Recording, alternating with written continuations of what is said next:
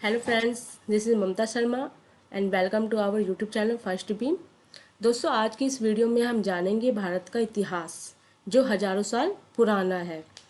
और इससे पहले मैं ये बता देती हूँ कि जो सीटेट का एग्ज़ाम है पेपर टू में जो एसएसटी सब्जेक्ट है उसमें से हमेशा, ठीक है, इतिहास के क्वेश्चन, हिस्ट्री के क्वेश्चन हमेशा पूछे जाते हैं। तो आज हम चलते हैं इसके बारे में पढ़ने, इस टॉपिक के बारे में कि भारत का जो इतिहास है वो हज़ारों साल पुराना है और उसमें क्या क्या था। तो चलिए दोस्तों, स्टार्ट करते हैं हम। भारत का इतिहास हजारों साल पुराना है, जो ना सिर्फ मानव सभ्यता की शुरुआत से बल्कि सिंधु घाटी की सभ्यता, अशोक के शिलालेख, संगम, साहित्य आदि से जुड़ा हुआ है। ठीक है, जो भारत का इतिहास है वो हजारों साल पुराना है। ठीक है, जो ना सिर्फ मानव सभ्यता की शुरुआत, जब मानव सभ्यता की शुरुआत हुई थी, बल्कि उससे पुराना नहीं, बल्कि क्या, सिंधु घाटी की सभ्यता, अशोक के शिलालेख और संगम साहित्य आदि से जुड़ा हुआ है। ये जो सिंधु घाटी की सभ्यता, अशोक के शिलालेख और संगम साहित्य है, इसके बारे में हम आगे डिटेल से पढ़ेंगे।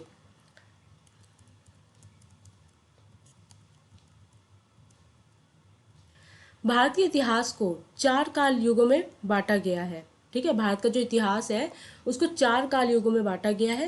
पहला क्या है? पाषाण युग। दूसरा वैदिक काल युग। तीसरा मध्यकालीन कालीन युग। चौथा प्रारंभिक आधुनिक भारत। दोस्तों, आज की इस वीडियो में सिर्फ हम दो काल के बारे में पढ़ेंगे, दो युग के बारे में। ठीक है, पहला क्या? पाषाण युग और दूसरा वैदिक काल युग। क्योंकि वीडियो ज़्यादा ही लंबी हो जा रही थी तो मैंने इसको पार्ट 1 पार्ट 2 में डिवाइड कर दिया है। पार्ट 1 में हम पढ़ेंगे पाषाण युग और वैदिक काल युग, और पार्ट 2 में पढ़ेंगे हम मध्यकालीन युग और प्रारंभिक आधुनिक भारत। तो चलिए, आज हम इतिहास के जो चार काल युग हैं उनके दो युगों के बारे में पढ़ते हैं। पहला क्या है हमारा? पाषाण युग। पाषाण युग पाषाण युग जो था उसका समय काल क्या था? 3300 BC, मीन्स 3300 ईसा पूर्व। और ईसा पूर्व को बिफोर क्राइस्ट कहा जाता है। ठीक है, बिफोर क्राइस्ट को क्या कहा जाता है? ईसा पूर्व। इंग्लिश में बीसी बोला जाता है, हिंदी में ईसा पूर्व। इंग्लिश में क्या बोला जाता है? Before Christ. पाषाण काल युग की शुरुआत लगभग 3300 ईसा पूर्व हुई थी। ठीक है, इस काल की शुरुआत जो है वो 3300 ईसा पूर्व हुई थी, ऐसा वैज्ञानिकों का मानना है। इस युग में सबसे पहले मानव जाति की उपस्थिति का पता चला। इस युग में पत्थरों से बने हथियार भी मिले। देखो, उस समय क्या था, जो जो वैज्ञानिकों को मिलते गए, उन्होंने जब खोज शुरू की कि क्या, मतलब किस काल में क्या क्या था, किस किस चीज़ का वो हुआ, क्या कहता है, आविष्कार हुआ उस टाइम में भी, किस क्या क्या बना, क्या क्या उस समय चलता था। तो इस चीज़ से क्या है, ये जो वैज्ञानिकों को जो जो चीज़ें मिलती गई, उन उन चीज़ों से उन्होंने ये पता लगाया कि उस काल में इन इन चीज़ों का उपयोग होता था। जैसे सबसे पहले वहाँ पे क्या था, मानव जाति की उपस्थिति का पता चला। इस युग में पत्थरों से बने हथियार भी मिले थे। ठीक है, जब खोज हुई तो वहाँ पे पत्थरों से बने हथियार मिले थे। दूसरा क्या है? पाषाण काल युग को तीन चरणों में बांटा गया है। ठीक है, पाषाण काल युग को भी फिर तीन चरण में बांटा गया है। पहला क्या है? पूरा पाषाण काल, मानव जीवन की शुरुआत, हाथ से बने हथियारों का उपयोग। मध्य पाषाण काल, अग्नि का आविष्कार। नव पाषाण काल, खेती में इस्तेमाल होने वाले औजार, मिट्टी के बर्तन। देखो, ऐसा वैज्ञानिकों का ऐसा मानना है कि जिस जिस काल में जो जो चीज़ों की शुरुआत हुई थी, तो उस समय के अकॉर्डिंग उन्होंने क्या है, इन कालों के नाम रख दिए हैं कि पूरा पाषाण। ठीक है, यानी कि जो सबसे पुराना पत्थरों का जो काल था, ठीक है, उसे पूरा पाषाण काल कहा जाता है। जिसमें क्या पता चला कि मानव जीवन की शुरुआत उसी में हुई थी और हाथ से बने हथियारों का उपयोग किया जाता था। दूसरा मध्य पाषाण काल। ठीक है, मध्य पाषाण मतलब बीच का काल। ठीक है, जो पत्थरों का जो काल था वो बीच का काल था, जिसमें अग्नि का आविष्कार हुआ। उसमें हमने देखो, छठी सातवीं या आठवीं क्लास की एसएसटी की बुक में हमने ये भी पढ़ा है कि जो आदि मानव थे, उन्होंने क्या किया, एक बार वो दो पत्थरों को घिस रहे थे, उन्होंने देखा इसमें से चिंगारी निकल रही है, तो वो चिंगारी को देख के पहले डरे, फिर उन्होंने देखा कि इससे आग लग सकती है और आग से हम बहुत कुछ काम कर सकते हैं, अपना खाना बना सकते हैं, अपनी ठंड को दूर कर सकते हैं। तो उस समय उन्होंने क्या किया, आग जला जला के अब वो अपने ज़्यादा से ज़्यादा काम करने लग गए। तो इसलिए उस समय अग्नि का आविष्कार हुआ था। नवपाषाण काल, खेती में इस्तेमाल होने वाले औजार, मिट्टी के बर्तन। देखिए जैसे जैसे, ठीक है, समय आता गया वैसी वैसी जो आदि मानव थे वो धीरे धीरे मनुष्य के रूप में चेंज होते जा रहे थे। उन्होंने धीरे धीरे क्या किया, अच्छे तरीके से रहना शुरू कर दिया। पहले वो बिल्कुल एक जानवर की भांति रहते थे, उनको कुछ नहीं पता था कि क्या है कैसा है, बस उनको खाना ना कपड़े पहनना कुछ भी नहीं। तो धीरे धीरे क्या हुआ, उन्होंने अग्नि का आविष्कार कर लिया। पहले वो हाथ से बने जो पत्थरों के हथियार थे, हाथों से बनाते थे, उन्हीं का उपयोग करते थे। फिर उन्होंने अग्नि का आविष्कार कर लिया, आग का आविष्कार कर लिया। फिर उसके बाद खेती में इस्तेमाल होने वाले औजार बनाने लग गए, वो खेती करने लग गए, मिट्टी के बर्तन बनाने लग गए, ठीक है, आदि। अगला है, इस युग में कांस्य युग की शुरुआत हुई थी। देखो इस युग को कांस्य युग क्यों कहा जाता है, जो पाषाण युग था, इस युग में कांस्य युग, इस युग को कांस्य युग इसलिए कहा जाता है क्योंकि इस युग में मुद्रा के रूप में, ठीक है, तांबे से बने सिक्कों की का चलन शुरू हुआ था, ठीक है, और साथ ही जो भी धातु तैयार किए जाते थे, ठीक है, जो भी सामान बनाया जाता था वो कांस्य धातु से बनाया जाता था। तो इसलिए इसे कांस्य युग की शुरुआत हुई थी इस युग में। सिंधु घाटी की सभ्यता को कांस्य युग की सभ्यता माना जाता है, ठीक है, सिंधु घाटी की सभ्यता को भी कांस्य युग की सभ्यता माना जाता है। सिंधु घाटी के बारे में हम आगे पढ़ेंगे। इस युग में तांबा, पीतल, सीसा और टिन आदि का उत्पादन, इस युग में शहरीकरण की शुरुआत भी कर दी गई थी, ठीक है। शहरीकरण के मतलब शहरों का विकास होना लग गया था, शहर मतलब जो विकास था वो शहरों के रूप में होने लग गया था, तो इसलिए शहरीकरण का विकास भी हुआ। अगला पॉइंट है, इस युग में पौराणिक सभ्यताओं को लिपि का ज्ञान हो गया था, जिससे इतिहास से जुड़ी जानकारी जुटाने में सहायता मिलती थी। पहले क्या होता था कि जो भी इतिहास था वो ताड़पत्रों पर लिपि भाषा में लिखा जाता था। तो लिपि के ज्ञान होने के कारण क्या था, इतिहास से जो भी जानकारी थी उसे जुटाने में हमें सहायता मिली। इस युग में अगला पॉइंट है, इस युग में सिंधु घाटी की सभ्यता के साथ साथ मिस्र की प्राचीन सभ्यताएं, मेसोपोटामिया की सुमेरियन एवं भारत की मोहनजोदड़ो और हड़प्पा की भी खोज की गई थी, ठीक है। इस युग के साथ साथ क्या हुआ, इस युग में सिंधु घाटी की सभ्यता तो आई, साथ में मिस्र की प्राचीन सभ्यताएं, मेसोपोटामिया की सुमेरियन एवं भारत की मोहनजोदड़ो और हड़प्पा की भी खोज की गई थी। इस युग में लोग कस्बों में रहते थे जिनके घर पक्की ईंटों के बने होते थे। अगला पॉइंट है, इस युग में लोगों ने सब्जियों, मांस, फल, अंडे, सुअर तथा ऊनी एवं सूती वस्त्रों का प्रयोग करते थे, ठीक है। इस युग में जो लोग थे वो सब्जियां, मांस, फल, अंडे, ऊनी एवं सूती वस्त्रों का प्रयोग करने लग गए थे। कुछ विनाशकारी प्राकृतिक आपदाएं जैसे बाढ़, भूकंप, अकाल, महामारी आदि के कारण इस सभ्यता का अंत हो गया, ठीक है। ये जो पॉइंट है, ठीक है, ये पाषाण युग का जो पाषाण युग काल का अंत कैसे हुआ था, तो ये क्वेश्चन सीटेट में आया भी हुआ है। 8 दिसंबर को जो हुआ था 2019 में, उसमें आप जरूर देखिए, क्वेश्चन जरूर आया है कि जो पाषाण युग था उस सभ्यता का अंत किस प्रकार हुआ।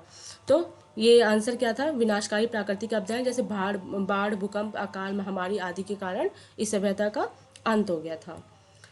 आगे चलते हैं, दूसरा क्या था हमारा, दूसरा युग वैदिक काल युग, जो 1500 बीसी से लेकर 600 बीसी तक, ठीक है दोस्तों। मैंने बीसी के बारे में तो आपको बताया था कि हिंदी में क्या बोलते हैं, ईसा पूर्व, और इंग्लिश में बिफोर क्राइस्ट। तो वैदिक काल युग क्या था, 1500 ईसा पूर्व से लेकर 600 ईसा पूर्व तक के समय को वैदिक काल कहा जाता था। सॉरी दोस्तों, यहाँ पे खावर्ड आ गया, कहा आएगा। इसे त्रिवेद इसे ऋग्वेद काल और उत्तर वैदिक काल में विभाजित किया गया था, ठीक है। 2 काल में विभाजित किया गया था, पहले क्या, ऋग्वेद और उत्तर वैदिक काल। ऋग्वेद काल की जानकारी महान ग्रंथ ऋग्वेद से मिलती है, जबकि उत्तर वैदिक काल की जानकारी सामवेद, यजुर्वेद और अर्थवेद से मिलती है, ठीक है। 4 वेद हैं जो कौन कौन से हैं, ऋग्वेद, सामवेद, यजुर्वेद और अर्थवेद। तो एक तो ऋग्वेद जो ऋग्वेद काल की जानकारी देता है, और बाकी जो 3 है वो उत्तर वैदिक काल की जानकारी देते हैं।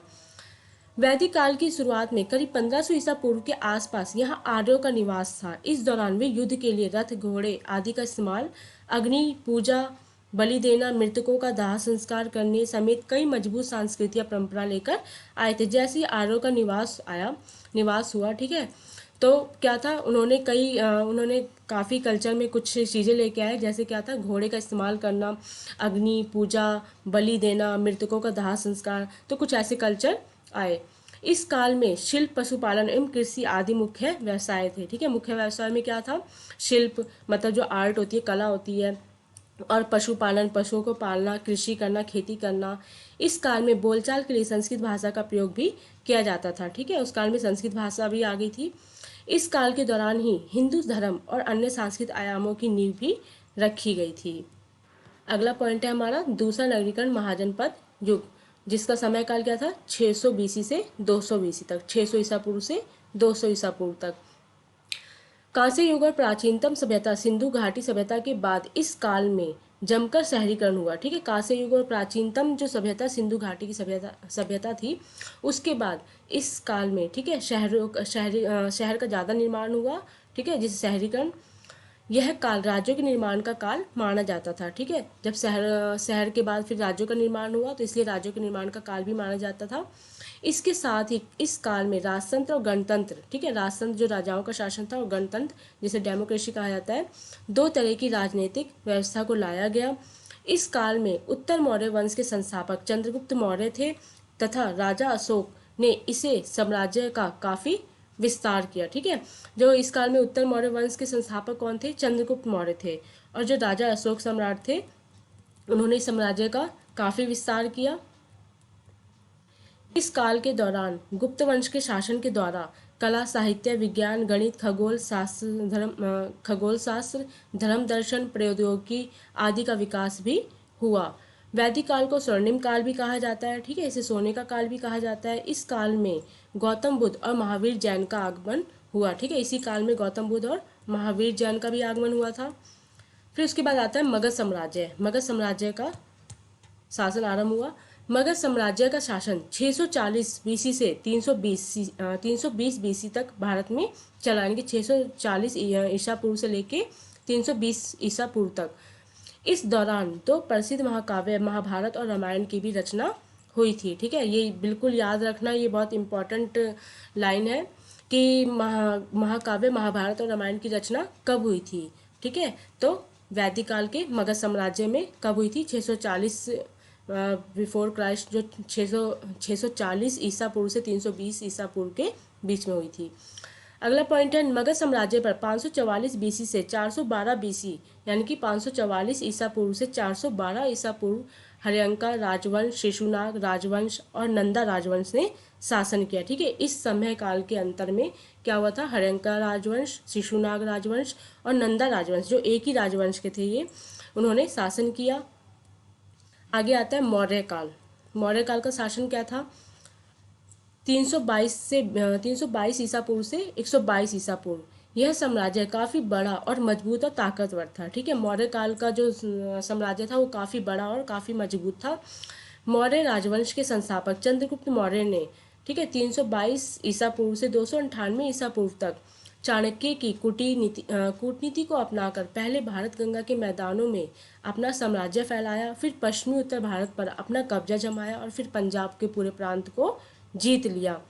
इस काल में कलिंग का युद्ध भी लड़ा गया था और इस युद्ध के बाद ही अशोक महान ने बौद्ध धर्म को अपना लिया था। ठीक है, मौर्य काल में ही जो महाराजा अशोक थे उन्होंने क्या किया? बौद्ध धर्म को अपनाया था।